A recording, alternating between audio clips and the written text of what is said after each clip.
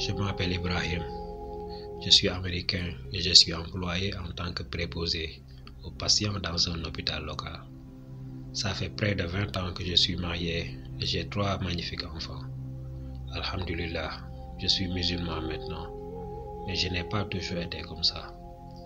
Jusque-là, j'avais été protestant toute ma vie. J'ai été élevé dans le pentecôtisme. Mais en tant qu'adulte, j'ai décidé de changer d'église et de devenir membre de l'église baptiste fondamentale indépendante. En tant que fervent chrétien, j'étais profondément impliqué dans l'église. J'ai prêché à l'école du dimanche pour adultes et j'ai participé à d'autres missions. J'ai été immédiatement élu diacre dans l'église. Voulant approfondir ma dévotion à Dieu, j'ai décidé de poursuivre une carrière de pasteur. J'ai reçu une bourse pour étudier la théologie. Puis j'ai décidé que je voulais être pasteur ou missionnaire. Le seul inconvénient de la première option était que si j'étais devenu pasteur, moi et toute ma famille aurions consacré le reste de notre vie à l'église. Juste avant de commencer les cours au Bible College, j'ai pensé que ce serait peut-être une bonne idée de jeter un regard plus critique sur le christianisme et d'examiner mes croyances avec la plus grande intégrité. Je me suis interrogé sur la Trinité. Pourquoi Dieu avait besoin d'un fils et pourquoi j'avais besoin du sacrifice de Jésus pour recevoir le pardon des péchés, comme l'affirme l'Évangile. Je me suis interrogé sur la croyance de l'Ancien Testament, selon laquelle tous les justes étaient sauvés. La raison en est que Jésus n'était pas encore né à cette époque, donc il ne pouvait pas être crucifié pour expier leurs péchés. Je me suis donc posé de sérieuses questions sur le christianisme que j'avais négligé de me poser. Les réponses que j'ai reçues des chrétiens à ces questions défiaient la logique, même si elles constituent la base de la foi chrétienne. Pourquoi Dieu nous donne-t-il un cerveau et un cœur puis arrête-t-il temporairement de les utiliser?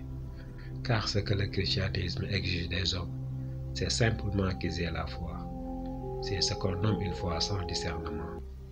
La réalisation que j'avais crue aveuglement et sans aucun doute au christianisme toute ma vie m'a beaucoup troublé. Pourquoi n'ai-je pas pris conscience de cela plus tôt? La réponse que je cherchais n'a pas été trouvée dans la Bible. Les choses ont commencé à changer pour moi à partir du moment où j'ai compris que la Trinité est un mythe et que Dieu est assez puissant pour sauver une personne sans l'aide de son Fils ou de quelqu'un d'autre. Toute ma foi chrétienne s'est effondrée. Je ne pouvais plus adhérer au christianisme ni adopter la foi chrétienne. J'ai finalement quitté l'église et ma femme aussi est partie avec moi parce qu'elle avait du mal à accepter certaines idées chrétiennes. C'est là que j'ai commencé ma quête spirituelle. Je suis maintenant un croyant non religieux. C'était une période très difficile pour ma famille et moi parce que tout ce que nous connaissions était le christianisme. Je devais chercher la vérité maintenant. J'ai commencé à étudier différentes religions et j'ai découvert qu'elles étaient toutes également fausses. Alors j'ai entendu parler de l'islam. Islam, je ne comprenais pas du tout ce que cela impliquait. D'aussi loin que je me souvienne, je n'ai jamais rencontré de musulmans et l'islam n'est pas considéré comme une religion dans la région de la Floride où j'habite. Je n'en ai entendu parler que vaguement dans les médias, mais c'était toujours négatif. C'est pourquoi je n'ai même pas envisagé cela comme une option. Mais malgré moi, ma curiosité a été piquée. J'ai donc débuté ma lecture de l'islam, puis j'ai continué. Ensuite, j'ai lu le Coran. Cette révélation étonnante, cette vérité a changé ma vie pour toujours. J'ai immédiatement commencé à apprendre tout ce que je pouvais sur l'islam. J'ai aussi appris que la mosquée la plus proche se trouve à environ 180 km de ma ville. Malgré tout, j'ai mis toute ma famille dans la voiture et je me suis dirigé vers cette mosquée. En chemin, j'étais très nerveux, mais excité en même temps. Je me demandais aussi s'il nous laisserait entrer, puisque nous ne sommes ni arabes ni musulmans. Mais dès mon arrivée, toutes mes peurs ont disparu. J'ai reçu un accueil très chaleureux de la part de l'imam et des croyants. Ils ont tous été très gentils avec nous. Je n'ai rien trouvé de ce que les médias m'ont toujours dit sur les musulmans. Ils m'ont donné les livres du grand savant Ahmed Didat et m'ont assuré que je pouvais vraiment devenir musulman.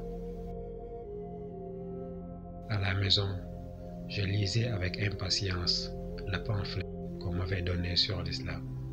J'ai vraiment aimé les lire, car il n'y avait que 3 livres sur l'islam dans ma bibliothèque locale.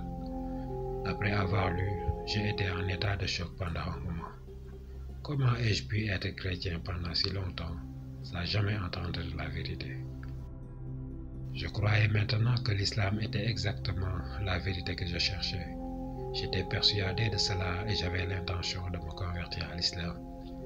J'ai pu entrer en contact avec une petite communauté musulmane de ma ville. Le 16 octobre 2005, j'ai effectué une visite à la mosquée. Peu avant la prière du vendredi, devant tous les croyants, j'ai proclamé mes convictions islamiques. La ilaha illallah, Muhammadur Rasulullah. Il n'y a de Dieu que Allah et que Mohammed est son messager. J'étais maintenant musulman. C'était le jour le plus merveilleux de ma vie. J'aime l'islam et maintenant j'ai trouvé la tranquillité d'esprit. Après ma conversion, j'ai traversé des moments difficiles. Quand les gens ont appris que j'étais devenu musulman, certains m'ont rejeté et d'autres ont commencé à se moquer de moi.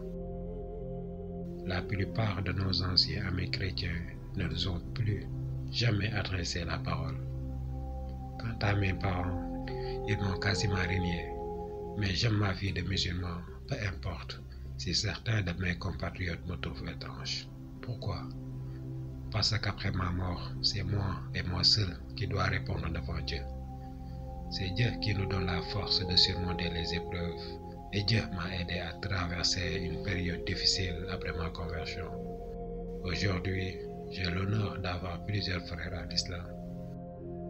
J'ai légalement changé mon nom à Ibrahim. C'est un prénom que j'aime beaucoup. Je suis actuellement le seul aumônier musulman agréé parmi plusieurs travaillant dans les hôpitaux de la ville.